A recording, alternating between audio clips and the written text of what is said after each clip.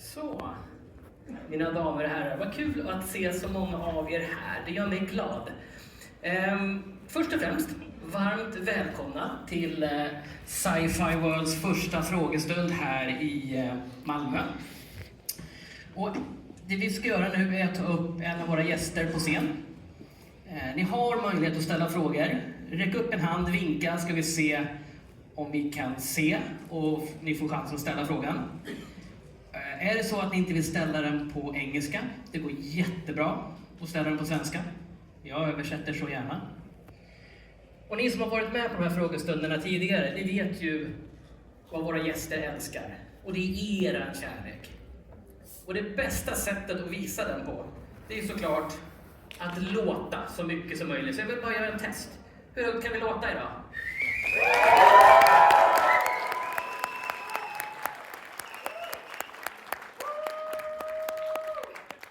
är helt fantastiskt. Jag brukar alltid säga att man ska låta mer, men jag vet inte. Vi kan väl bara testa. Kan ni låta mer?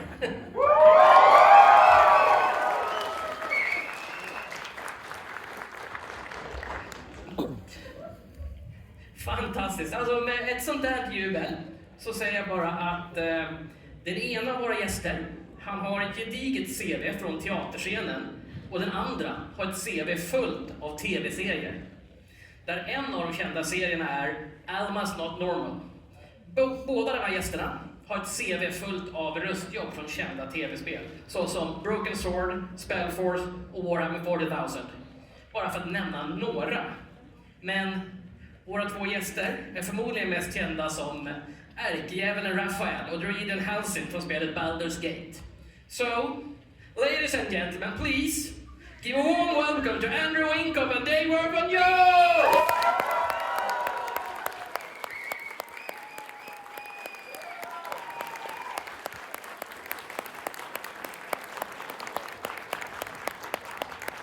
Welcome, guys. Hi. Hello. I just told the audience that they can raise a hand if they have any question, and we'll see if we can see or and get them answered. Otherwise, I have a few questions prepared myself, of course. And I want to start. I'm trying to take it chronological. Yeah. So, Dave, back in the days, there was this really classic game called The Secret of Monkey Island, and I heard that has a special place in your heart. Is that Absolutely, yeah. It was the first proper narrative game that I played. Everything up till then has just been racing games and stuff like that, as much as you can on 8-bit Spectrum. But yeah, I used to go home at lunchtimes from school and with a few of my mates and just crank through an hour of it and then just go back and so yeah, that was it's so funny. It was the first game I'd seen with my sense of humour as well. So yeah, it was that holds a massive place in my heart. Okay, yeah. And that kind of games nowadays are kind of created with motion capture. And Andrew, I heard that you said motion capture is like being on the theatre. How come? Yes, it's true. Baldur's Gate 3 is my first and only experience of motion capture. And when I first turned up for my first session at Pitstop Productions, apart from the fact that the fire alarm went off just as we were about to start recording, and I was on Croydon High Street dressed in this lovely Velcro, close-fitting pair of pyjamas. With Tim, I think, as well, wasn't it? I don't know. Tim wasn't with me in my pyjamas, but I do recall that we were all set to go, the Avatar was behaving, and suddenly this screaming fire alarm went off. We were evacuated onto Croydon High Street in the drizzle of a Monday morning. I thought, well, this is glamour. But once the session got going, yes, they said just angle the body slightly, and I thought, oh right, so it's a little bit like I'm acting in three-dimensional space. It's like being back on the stage. So I felt at home really very quickly. It took me back to my theatrical roots. So yeah, spot on, Christian. And you did quite well. I mean, you won a BAFTA for the motion capture you did. Thank you very much. Amazing stuff. Congrats.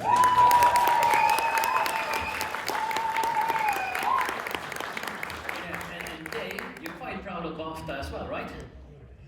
Yeah, I was longlisted, so that was nice. It's an absolute honour to be even longlisted. So yeah, it was, that was incredible. But yeah, like the win and the acceptance speech, my word. Sven said to me, the CEO of Larian, it was the longest speech in BAFTA history. I said, almost, not quite. But no, the story of there is, I thought I'd better prepare something in case I won. I had a rough idea what I wanted to say, but I put it into some kind of order. But I was still shuffling the order, even before it started to become a bit of an obsession. I had a glass of champagne before going in, and thought, oh, I'll have another one. And then suddenly I was in the hall, and I got this speech, but I got increasingly nervous about it as the evening went on. I thought, in a minute, I've got to, if I win, I've got to deliver this. Do I really want to win? Then I've got to do the speech. And then it was crazy. I thought, no, I'd rather just have another glass of champagne and sleep this one off. And suddenly the category came up. And suddenly I'm like a rabbit in the headlights. And then they said my name, and I thought, well, did they say my name, or am I projecting this? So I sort of froze for a minute. Neil was behind me, Neil Newman, shaking my shoulders, and then Tracy was there on the stairs, hugging me. I thought, well, I guess it was my name then. And I suddenly found myself on the stage delivering a 6.5 minute speech. Somehow, and finally, and then the fire alarm went off. And then I got off stage, and I didn't know where I was, and they said, could you sign for the BAFTA? I said, sorry, sign for it? I said, yeah, you have to sign for it. Why? Well, everyone is numbered.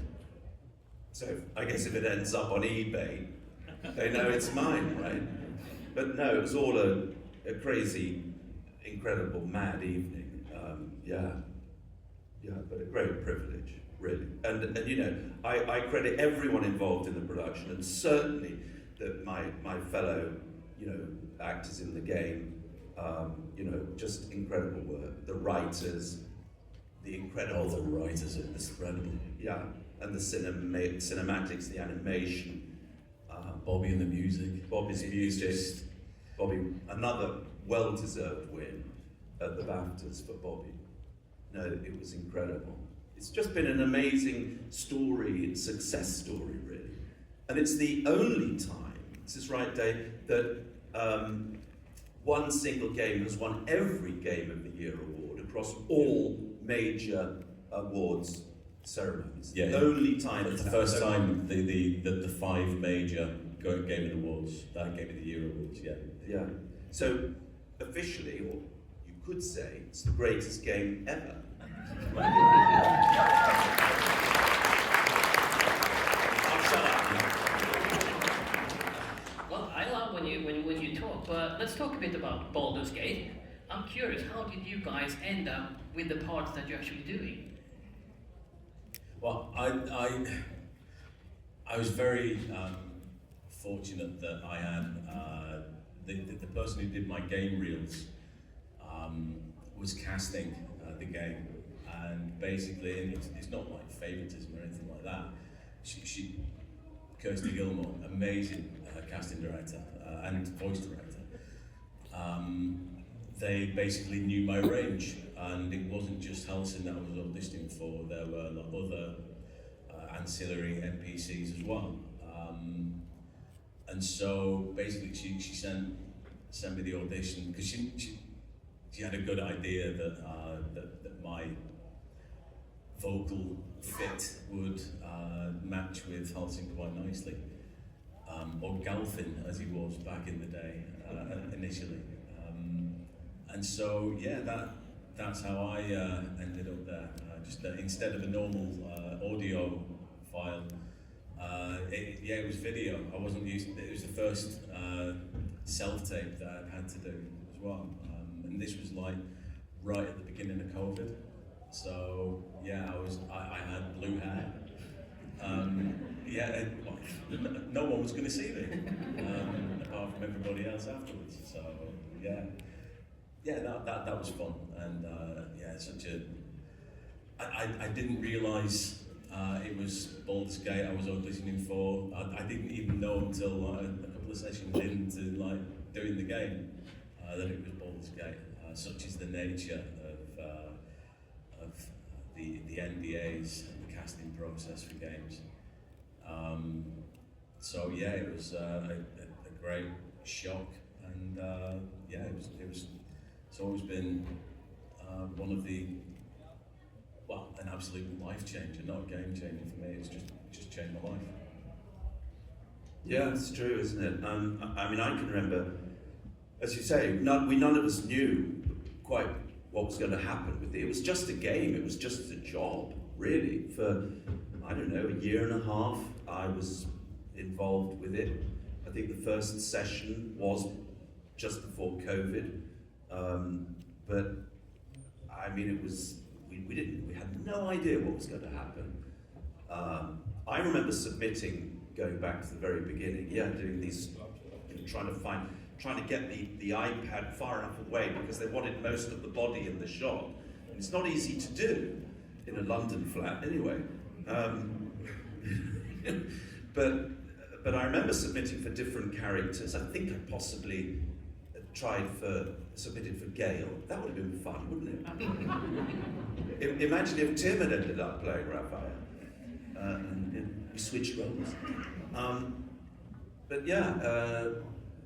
They actually dug out the audition tapes at that BAFTA masterclass last summer. So it was the first time I'd seen them in about 2 or 3 years.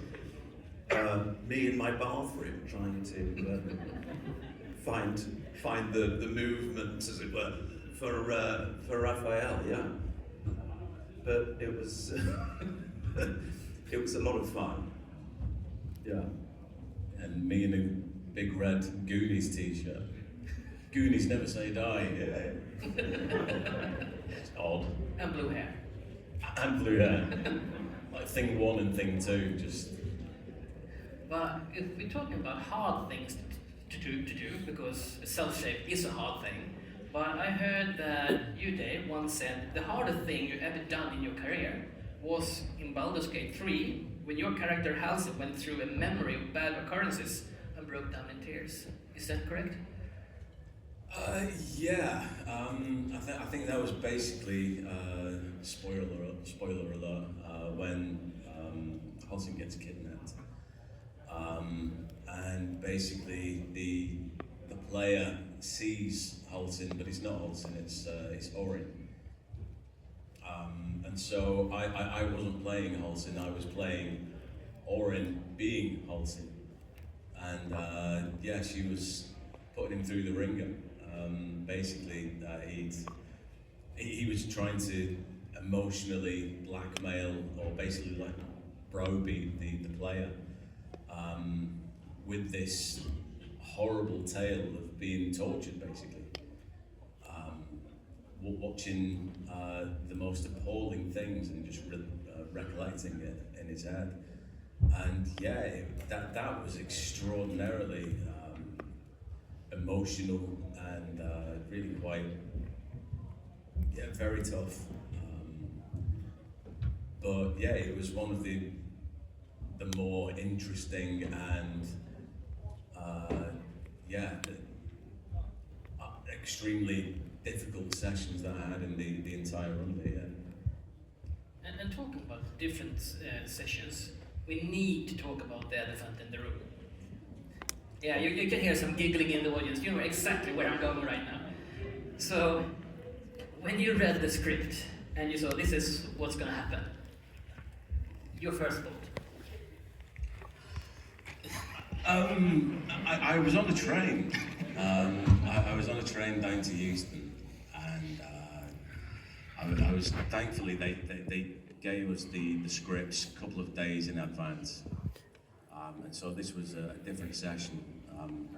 But I was looking through what's coming up in the future, and it gives some description of what's happening, what's just happened, and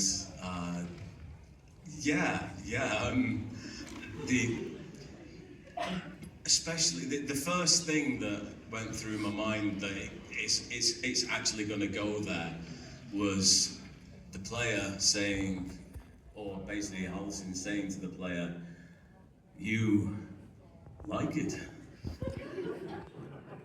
Yeah, they're going to do it, aren't they? They're going to do that. They're doing it. Yeah. Oh my God, they're doing it.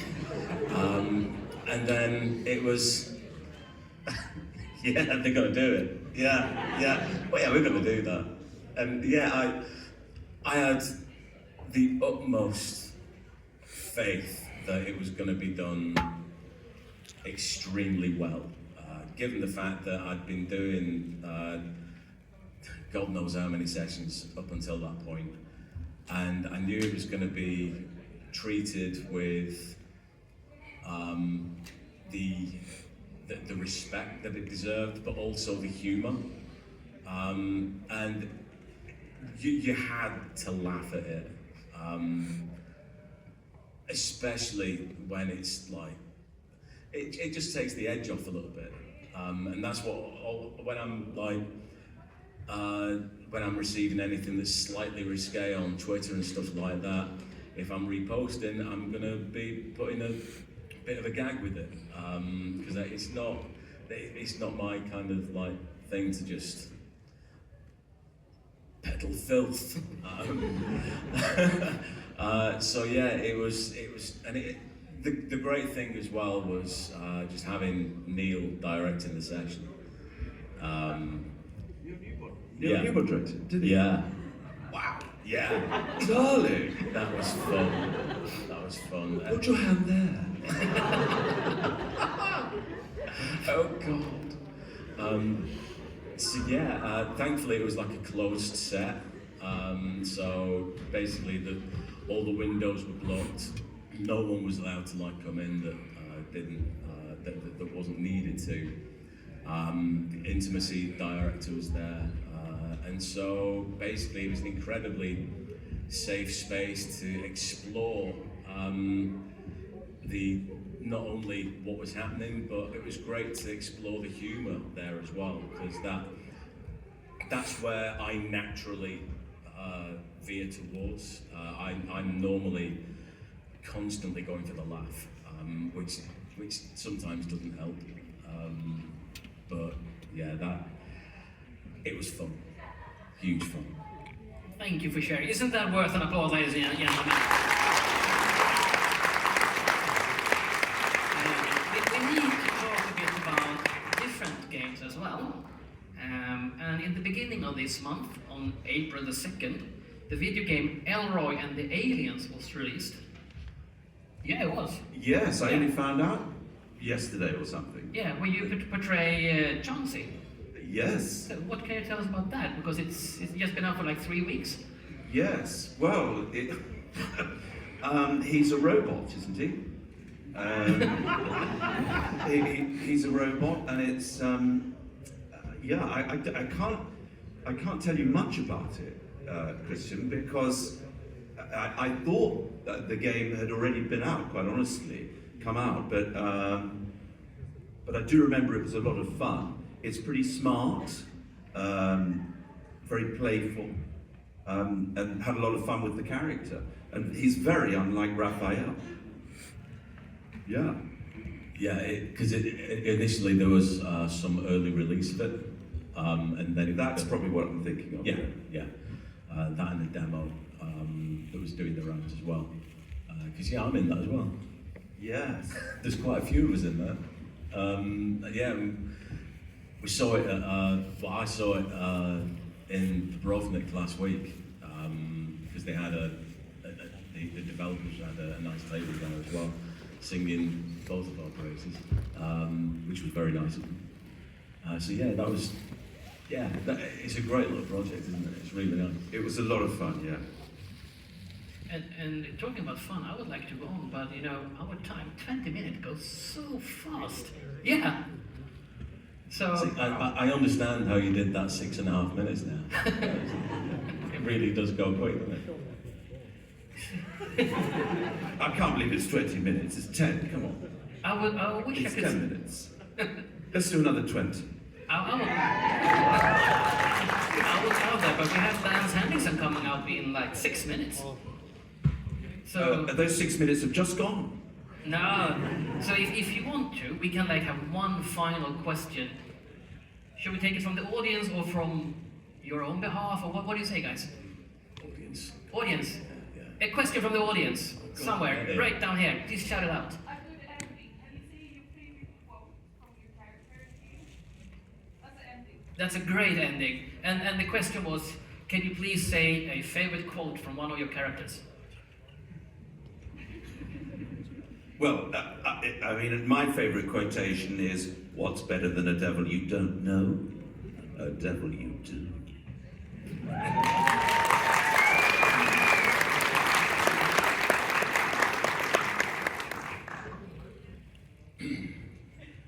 More?